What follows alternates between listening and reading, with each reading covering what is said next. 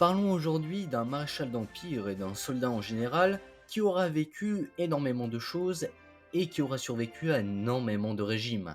Je parle du maréchal Kellerman.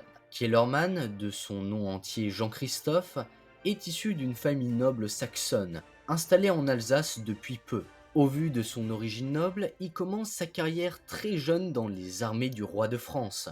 Il participe à la guerre de 7 ans, a eu une intervention française en Pologne, etc., etc.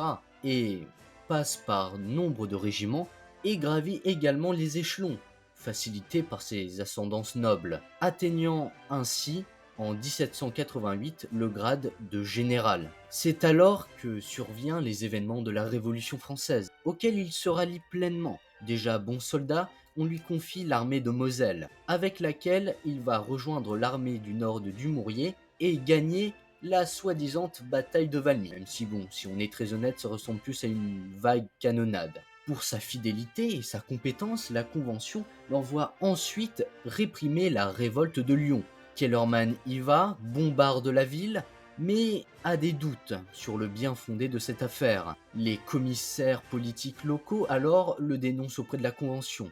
Et vu qu'on est en pleine période de la terreur, il est emprisonné et démis de ses fonctions. Il échappe de peu à l'échafaud. Puis ensuite, durant le reste de la Révolution, on va lui confier quelques armées secondaires, notamment dans le secteur des Alpes. Mais il va subir la concurrence d'un autre général montant de la Révolution, un certain Napoléon Bonaparte, qui va gagner nombre de batailles durant la campagne d'Italie et qui va reléguer le pauvre Kellerman à un rôle très secondaire.